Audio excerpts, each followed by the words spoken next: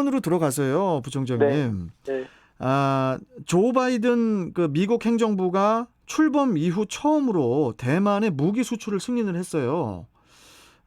미 국무부가 이제 현지 시간으로 지난 4일에 대만에 7억 5천만 달러, 그러니까 이제 한화 8,580억 원 정도의 무기 판매를 이제 최종 승인을 했는데, 이 수출 승인이 난 무기들이 이게 어떤 무기들인 거죠? 네, 간단한 핵심만 말씀드리면요. 예. 미군의 주력 자주포인 M109A6 팔라딘 40문과 M992A2 야전포병 탄약 보급차 20대, 그리고 야전포병 전술 데이터 시스템하고 발사된 포탄을 목표 지점으로 정밀 유도하는 GPS 키트 1,700여 개 등 주로 노후한 대만의 포병을 현대화시키는 데 도움이 되는 그런 무기들입니다. 그러다 보니까 이제 8,580억 원 정도의 가격이 더 나온 것 같고, 이 바이든 미국 행정부 출범 이후에 미국이 대만에 처음으로 무기를 수출을 하는 것인 만큼 무기 수출 승인의 배경에도 이제 관심이 쏠리고 있는데요.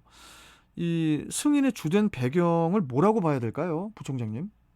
네, 저는 항상 양측의 입장을 객관적으로 냉철하게 바라볼 필요가 있다라는 식으로 말씀을 드렸는데요. 그렇죠. 예. 이것도 마찬가지입니다. 일단 미국 측에서는 중국의 위협이 점점 강해지고 있는 대만을 지킨다라는, 대만 방위를 도와준다라는 명분을 내세우고 있습니다만, 중국의 입장에서는 만약에 대만을 지켜주려고 한다면은 여태까지는 왜 가만히 있다가 갑자기 미중 패권 대립이 격화되면서 유독 그러느냐.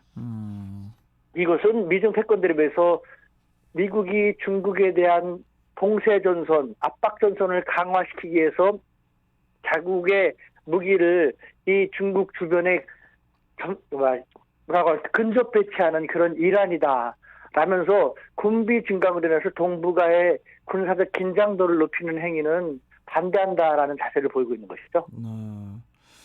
이 대만은 미국의 무기 수출 승인을 어떻게 반기는 분위기인지 이게 또 이제 궁금한데, 도널드 트럼프 전임 정부가 지난해에 미중 수교 이후에 최대 규모로 대만에 대한 무기 판매를 또 승인한 데 이어서 이번에 바이든 정부도 무기 수출 승인 결정을 내린 거지 않습니까? 네. 대만 쪽 입장은 어떨까요? 뭐 좋게 볼까요, 지금? 대만의 입장에서는 반기는 것이죠. 왜냐면은 대만의 입장에서는 중국으로부터 어떤 군사 안보의 국방 위기가 많이 느껴진다라는 그런 측면인데, 이번에 미국이 현대화 작업을 도와주는 무기를 판매함으로써 반길 수밖에 없죠. 실제로 대만의 국방부 장관은 지상부대의 신속 대응 및 화력 지원 능력을 제고함으로써 대만의 지속 가능한 방어 능력을 확보할 수 있게 됐기 때문에 미국의 결정에 깊이 감사한다라고 하고 있습니다. 깊이 감사한다. 네. 그런 표현까지 대만이. 자, 그런데 미국의 무기 수출에 대한 승인 결정에 대해서 중국이 당연하게도 당연한 것 같은데 즉각 반발하고 나섰어요. 네.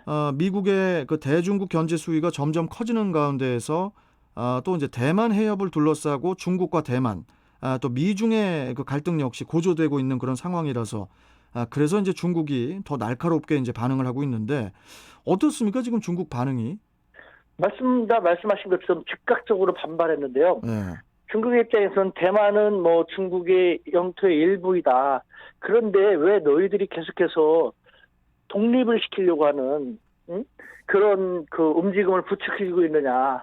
게다가 아까 말씀드린 것처럼 만약에 정말 미국이 일본 방위에 적극적으로 관여하고 대만의 방위에 적극적으로 관여할 마음이 있고 했다라면은 왜 최근 들어서 미중 패권 대립이 강화되면서 일본의 군사안보 강화를 위한다는 의미로 군사 훈련을 더 강화하고 최첨단 무기를 판매하고 대만에도 그러느냐. 그러므로서 이 주변 동북아 지역에 긴장도가 강화되고 있고 중국은 또 어쩔 수 없이 군비 증강으로 맞설 수밖에 없고, 그러면 이들 국가도 또 군사적인 위협을 느끼면서 또 군비 증강을 하게 되고, 미국은 무기를 판매하고 또 자기들이 중국과 대립을 하면서 자기들이 직접 나서지 않아도 되는 그런 환경을 구축하고 있으니 이건 정말 무책임할 수 있다라는 식으로 중국은 계속해서 반발하고 있는 것이죠. 특히 이제 이번 무기 미국의 수출 승인이 지난달 25일에서 26일에 웬디 셔먼 미국 국무부 차관이 중국 텐진에 방문해 가지고 미중 양국 외교 고위급 회동이 열린 직후에 나왔다는 점에서 이제 주목을 받고 있지 않습니까? 네. 당시 회동이 이번 무기 수출 결정에 어느 정도 영향력을 미친 거라고 어떻게 볼 수 있는 겁니까? 어떻게 해석을 해야 될까요? 뭐 일반적으로는 언론 매체는 그렇게 말하고 있습니다만 사실 삼척동자도 다 알 수 있는 것이죠. 미국의 입장에서는 이미 정해진 수순이었습니다. 어차피 미국은 계속해서 중국에 대한 봉쇄 전선을 강화해야 되는데 중국이 이렇게 얘기하건 저렇게 하건 정해진 수순대로 할 것이고 다만 중국이 자기들이 하지 말라는 것을 하게 되면은 봐라. 중국이 계속 저렇게 도발적인 행위라고 군사적인 위기감을 조장하고 있기 때문에 우리는 이 영내 안보를 지키기 위해서 할 수밖에 없다라는. 그러니까 이번에 텐진 회동에서도 왕이 부장은 당연히 미국이 중국이 내정 간섭하고 있다, 용납하지 않겠다라고 반발하니까 봐라 중국은 우리 말 듣지 않고 자기들 멋대로 하고 있다. 우리는 이렇게 할 수밖에 없다라는 표면적인 핑계를 대지만 사실은 이미 정해진 수순이었던 것이죠. 그렇군요. 자, 이야기 주제를 좀 바꿔볼게요, 부총장님. 네. 중국 시진핑 국가주석이 집권한 후에 중국으로부터 벗어나기 위해서 망명을 신청한 중국인이 60만 명을 넘은 것으로 나타났다고 하거든요. 네. 이게 지금 60만 명 이상이면 꽤 많은 것 같은데 망명 신청자들이 주로 어떤 사람들인가요? 네.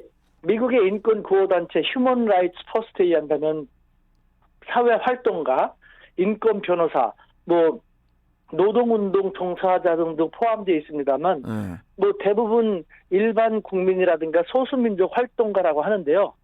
중국 측의 입장에서는 여기에는 부정부패, 뇌물을 받은 사람들, 반체제 인사들, 그다음에 지금 홍콩에 대해서 중국이 많이 강압적으로 나가고 있는 측면이 있지 않습니까? 예. 홍콩 사람들이라든가 혹은 마카오도 어떻게 될지 모른다라고 생각해서 마카오 쪽 사람들도 꽤 포함된 것으로 알려지고 있습니다. 아니 일각에서는 중국인들의 망명 신청이 늘어난 주된 요인이 홍콩에서 일국 양제 시스템이 사라지면서 정치적 억압이 늘어난 점이 그게 가장 큰 이유다. 이런 얘기도 있던데 어떻게 보십니까? 네, 분명히 홍콩이나 마카오 사람들이 많이 포함되어 있으니까 그렇게 얘기할 수 있습니다만 이 또한 또 양측의 입장을 바라본다면요. 오히려 중국 사람들은 이로 인해서 저는 중국에 있는 많은 사람들하고도 또 연락을 하고 했는데요. 중국 사람들 같은 경우 특히 이제 한국에 나와 있는 중국인들 그런 말 합니다. 이것은 남의 나라 얘기를 그렇게 무책임하게 해서는 안 된다는 것. 왜냐하면 중국인들은 생각이 많이 다른 것 같습니다. 한번 들어보시겠습니까? 예. 중국인들은요. 중국처럼 나라 크고 인구가 많은 그런 나라는 강력한 정부가 필요하다. 강력한 힘이 있어서 사회가 안정되고 해야 되는데 지금 시진핑의 공산당 정권 국민들의 지지도가 모택동 이후 가장 높거든요. 예. 왜냐하면은 중국인의 입장에서 바라볼 때는 미국으로부터의 견제가 강화되고 있는데도 불구하고 나름 잘 지켜내고 있고 코로나19도 전 세계 어느 나라보다 잘 방어하고 있기 때문에 예. 계속해서 중국은 견고하게 발전을 하면서 자기들의 생활도 안정된 속에서 계속 나아지고 있지 않는가. 우리 정부가 이렇게 잘하고 있는데 이런 정부에 대해서 반대하고 사사건건 딴지를 거는 사람들이라면은 그런 정부가 이들에 의해서 흔들리면 안 되기 때문에 싫으면은 중이 저리 싫으면 떠나는 것처럼 떠나는 게 당연하지 않은가라는 식으로 생각하고 있죠, 중국은. 본사가 공산주의인데 지사를 민주주의로 해가지고 무슨 일국 양제 이게 현실적으로 가능한 시스템이었는지 이게 솔직히 좀 의문이 좀 듭니다. 네. 자, 오늘 말씀 좀 여기까지 듣고요, 부총장님. 네. 조심히 조중국 잘 다녀오시고요.